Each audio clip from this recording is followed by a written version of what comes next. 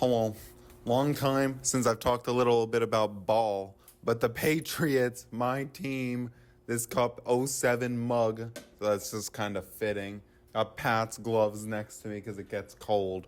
But, man, I can't believe they lost, but at the same time, I could. I was saying all before the Super Bowl, the last team I want New England to face when it was determined they were going to be playing in the Super Bowl. I was like, I don't want Seattle. Give me the Rams. And then before that, I always was saying the one team I don't want to see in the Super Bowl is Seattle. That defense terrified me. Number one ranked for a reason. And also, especially during that Broncos game, when they could only beat, I don't care if it was a blizzard, they had a whole first half with good weather. And when they could only beat Jarrett Stidham by 3 goddamn points by putting up 10, I knew it was going to be a wash in the Super Bowl. Especially when I saw the Seahawks. I had a little hope. I was thinking maybe they were going to capture that like 2001 magic, but they didn't have any in this Super Bowl at all. The biggest reason is because of that goddamn rookie left tackle, Will Campbell. You are brought to New England to protect Drake May. What kind of tone are you going to set on this offensive line? I'm going to fight and die to protect them with everything I've got. I liked him out of the draft. I know about the small arms and shit. And you know what? I believe in the small arms now. He needs to get kicked into guard or just get traded away. I actually don't want to see him and Wilson as a left tackle, left guard pair ever again. It is not it. It is garbage. It is the worst offensive line I've seen in New England since last year, okay? But I'm saying this offensive line was worse than anything Tom Brady ever had to deal with, okay? Tom Brady would have gotten killed in this Super Bowl also. No matter who you threw back there, it was going to be a wash. It reminded me of 2020 Bucks and Chiefs when Patrick Mahomes was running at more like rushing yards, going backwards, trying to evade people, than they had like positive yards. They had some crazy stat about him having to run backwards in that Super Bowl.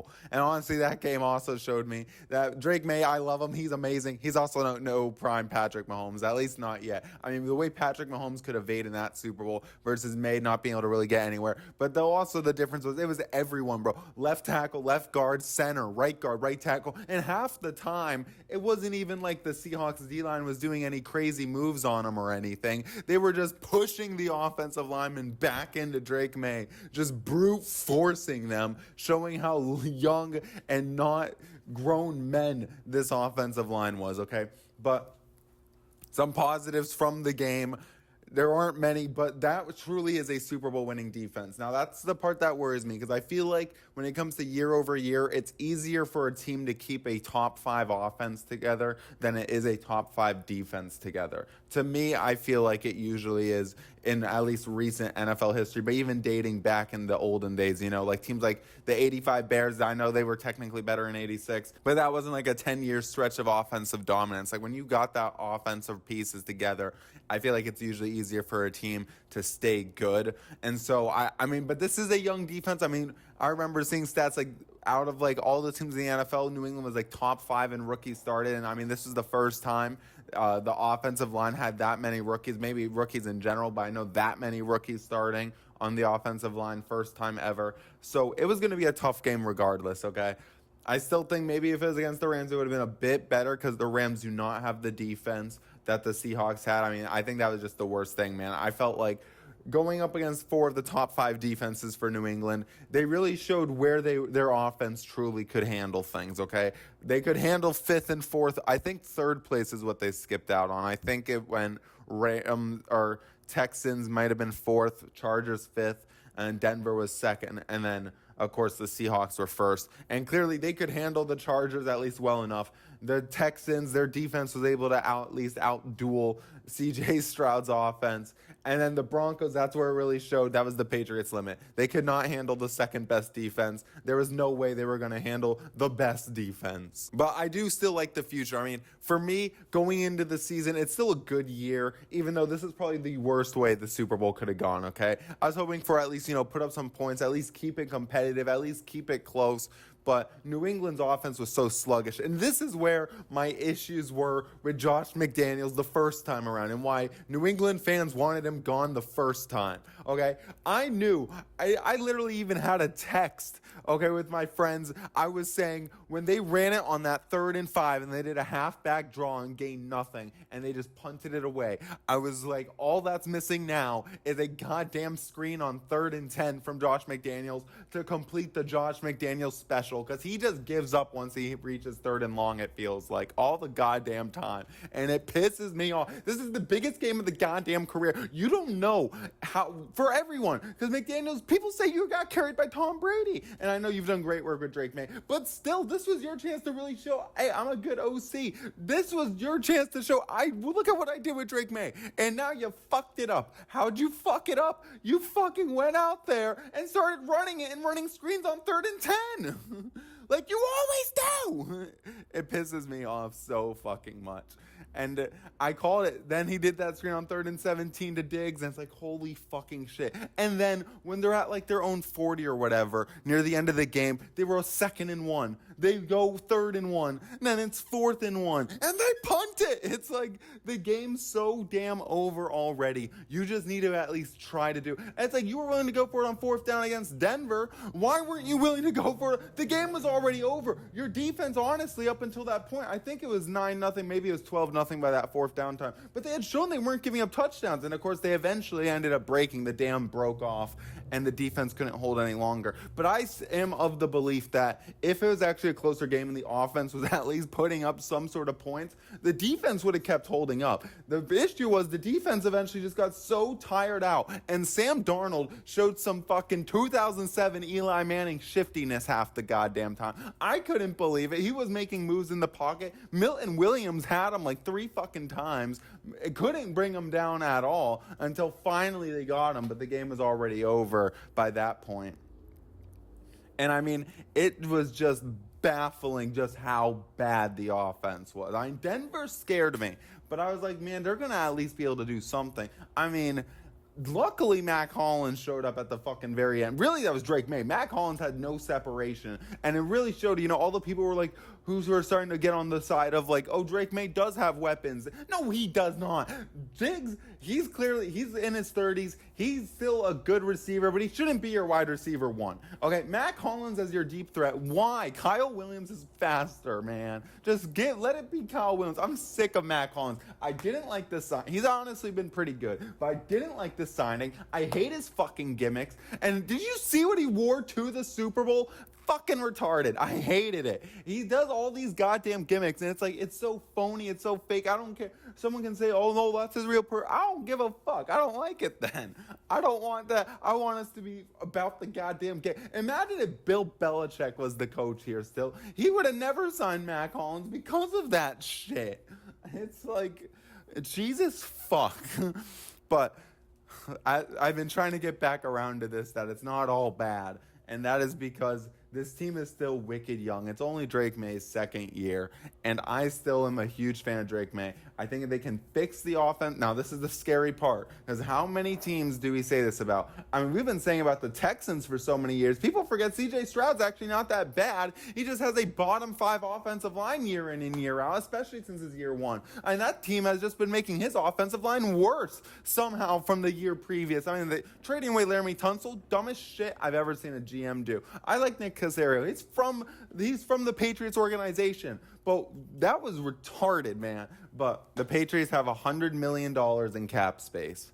So they're going to be able to make some big splashes. There's already been talks about players wanting to come here. Like I've seen Max Hart, and I know Patriots have been traded rumors for years. I mean, especially for a wide receiver 1. How many years have they been in trade rumors for a wide receiver? But honestly, I don't even think wide receiver is the biggest need. They need to get O-linemen. I wouldn't be mad if they went out there and they literally spent every dime they have, all $100 million on just offensive line. $20 million or just, $20 million to each O-lineman, but I know left tackles usually run extra high. So go pay him $40 million if you have to. Go get the best offensive lineman, because Drake May can at least get it done with mediocre receivers. He can raise receivers up, I feel. I mean, look at what he's done with Mac Hollins, okay? He can raise the receivers up. And I think, and just the whole receiving core in general, man. Worst, I don't know where they ranked this year, but I know last year they were worst in separation. So, and they're the same receivers outside of Diggs. And Hunter Henry with that drop, the amount of fucking drops. Now, by the end of the game, Drake May was just starting to miss throws also. But by that point, he had already been rattled so much by his offensive line. I don't blame him. His timings, everything's thrown the fuck off. He's probably shocked. He's like, oh my God, I'm not getting sacked in half a second. I can actually sit back and read the field a little. No fucking shit, it went bad by the end. When the O-line when the D-line stopped trying. I mean, it was unbelievable. And Josh McDaniels, we should have just been going jumbo. Why did I see Sam Darnold in actually under center jumbo sets more than Drake May when we should have been actually running pass plays? We should have been using our tight ends. Josh McDaniels, you've been in the world where New England was just all tight ends. That one game we needed to do it, but maybe they would have been dropping everything anyway because Hunter Henry with that back shoulder drop, I mean, the amount of drops was crazy. It felt like no one wanted to win outside of Mac Hollins. Mac Hollins actually showed up in his goofy ass look, which I can't believe. At least he did at the very end of the game when the game was already fucking over. But I still have a lot of bright hope for the Patriots' future. I don't think they'll be back next year, though, maybe they will be. Maybe I'll be surprised. But as long as Sean Payton and Bo Nix don't have too much of a rift, it really sounds like Sean Payton was pissed. And he said he didn't want to draft Bo Nix. And if I'm Bo Nix, I'm genuinely taking a little offense to that. I'm like, bro, I got you to the AFC fucking championship game in my fucking second year. And you're telling me you wish you didn't draft me now? I don't care what the reasoning is. So, but I could easily see Denver back in it. Houston, if they can get a fucking O-line, but they're going to have Tank Dell back finally after he was out all this past season. Depending on how Daniel Jones comes back, maybe he can actually sneak that Colts team into the playoffs. They were a pretty good team, even though I still don't really think Daniel Jones is him. And the second he even got that first leg injury, the second he loses the chance to run away or just lean on Jonathan Taylor, it's a wash for him, but who knows? Maybe he's the next former New York quarterback to win a Super Bowl after Sam Darnold, the former Jets QB, did, man. I can't believe it. If he beat anyone else, I wish New England just lost to Denver, man, because I would have been happy for Sam Darnold. I thought it was a great story. But, of course, he beats the Patriots of all teams, the team he saw ghosts against all those years ago. And he was seeing ghosts again. He was throwing some bad balls to Christian Gonzalez. That could have been picked. That deep overthrow, he had a guy burnt 30 yards down the field. He had some bad throws.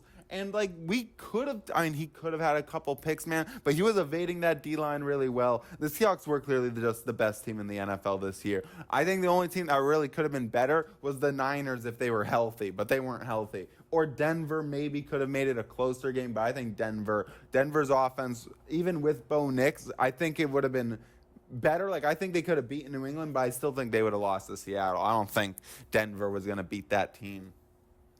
But I have hope in the future, man. I really do for this team. I didn't have much hope. I knew Mike Vrabel was going to be a great hire. If you remember a long time ago when Bill Belichick got fired, I said the coach I wanted New England to go out and get was Mike Vrabel. I didn't want Mayo. Of course, we went Mayo, but Robert Kraft corrected the very next year.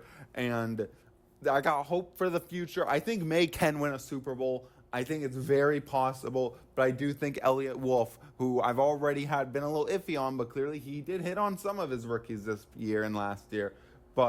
And the free agent acquisitions, but I think a lot of the free agency definitely had to do with Mike Vrabel. Harold Landry, very specific guys you could point out that definitely already had a relationship with Vrabel when they came over here.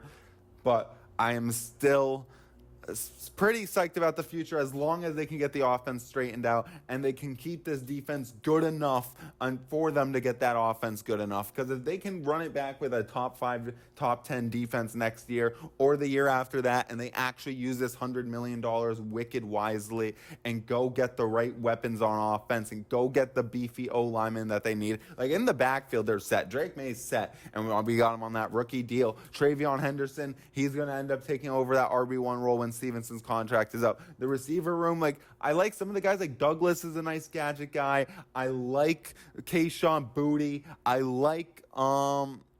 I mean, Efton Chisholm is a fun little guy, but we do need, like, I like Diggs as a wide receiver, 2-3 veteran presence. We need a number one, though, or we need a better tight end, bro. Hunter, I love Hunter. I've always felt like he's a decent tight end, but we need that next level up, man. He's not quite Gronk. I mean, I know we're not going to get a Gronk, but we just need something better. We just need a better pass catching weapon. We just need a true number one of some sort. And then we need O-line. We need tackles. We need guards, and we need a center. We need the whole O-line fixed up. I think Will Campbell still could possibly work as a guard, but he's not cut out for left tackle. I was saying after like the first quarter, I was saying we just need to bench Will Campbell or move him in and just try something else out because it's just not working. Like I was like, the backup can't be that much worse because Will Campbell's getting beat instantly. He might as well not even be fucking out there. Like it's instantaneous, man. Drake May, I know clearly it felt like they stopped trying because at first it looked like they were trying to double team the left side with Will Campbell and everything. And then they just kind of gave him and said, no, Will Campbell, you just got to go one-on-one. And he was losing every goddamn time. But it's gotten dark on me, and this video's gone on long enough. It's been enough of a rant. But ending conclusions, I know I keep on having to remind myself to stay positive because I thought they were going to be like a 500 team, 8-9, 9-8. So the fact that they got here already near 2, they're way ahead of schedule. But sometimes it's like that's your only chance, you know. There's a graphic at the very beginning of the game. Drake May is the second youngest quarterback to make the Super Bowl. The only younger one was Dan Marino, and Dan Marino never went back. So hopefully Drake May's a little different, and hopefully they can build a team around him because he is a franchise quarterback. He is a top at least 8 quarterback in the NFL, just off the top of my head. Maybe more top. Yeah, I'm going to stick it with top 8 guaranteed. So thank you guys. We got a lot more videos coming soon. Go Pats Nation. We'll be back. Trust. Hopefully.